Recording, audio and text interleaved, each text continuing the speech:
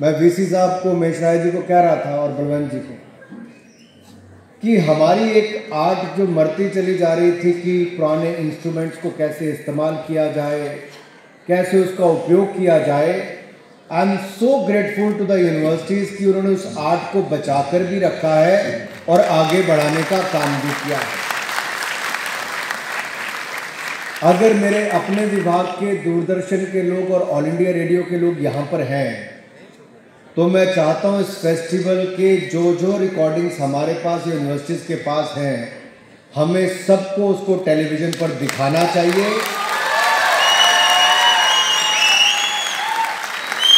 और जितने युवा यहाँ पर बैठे हैं, how do we promote our rich culture and heritage through today's medium. There are various mediums. One is newspaper, which is the print media. Second is television, which is the linear media. Third is the digital platform, which does not restrict any one of you. So all of you can share it on your Instagrams, Facebook, WhatsApp groups or on the Twitter. And let us share it and expand it.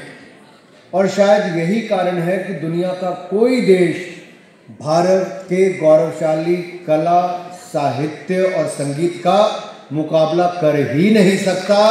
ये हमें इसको बचाकर रखना है। मैं लिखकर कुछ और आया था कि मैं आपको कुछ और भाषण देने वाला हूं, पर मैंने 2 परफॉर्मेंस देखकर ही अपना मन बदल लिया कि मुझे बोलना क्या है।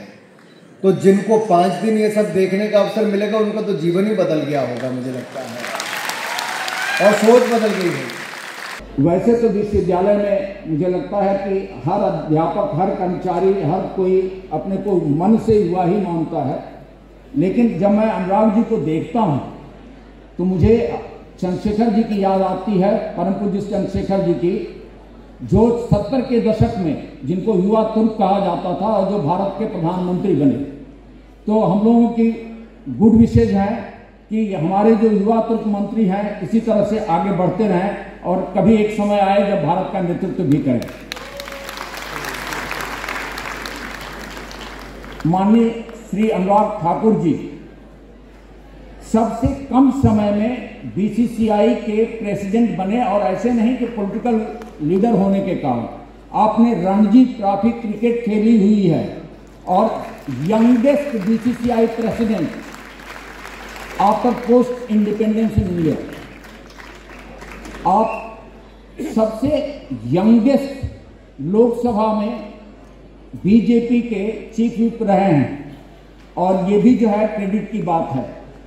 आप भारत सरकार में राज्य मंत्री रहे, पब्लिक अकाउंट्स कमेटी के चेयरमैन रहे, बहुत ही इंपॉर्टेंट कमेटी है। उसी तरह से स्टैंडिंग कमेटी पार्लियामेंट की है इंफॉर्मेशन एंड टेक्नोलॉजी, उसके चेयरमैन रहे।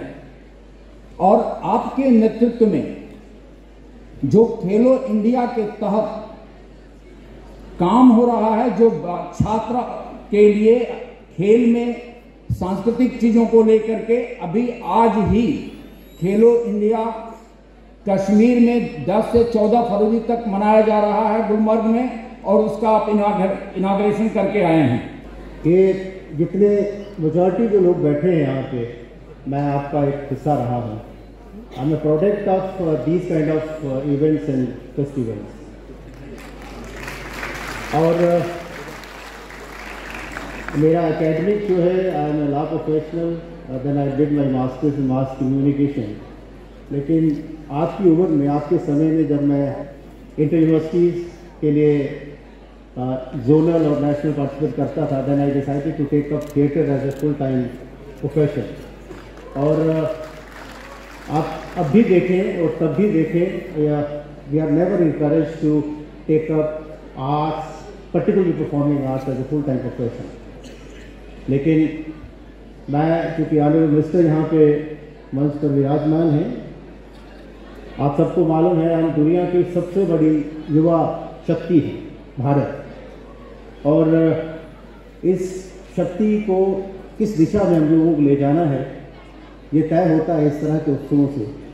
और ये जो उत्सव हुआ अभी, वो तीसरा उत्सव है जम्मू में। मैं आपको बताना चाहता हूँ, इस तरह के उत्सव मुझे लगता है कि हर आए दिन होने चाहिए, इसका नंबर बहुत कम है।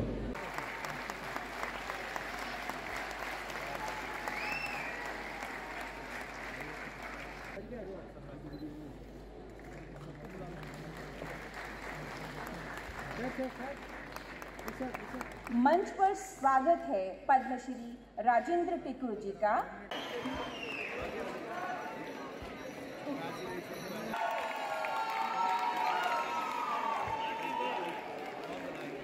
फंक्शन टेक वन अब आपके व्हाट्सएप पर। व्हाट्सएप करिए हाय 9728253663 पर।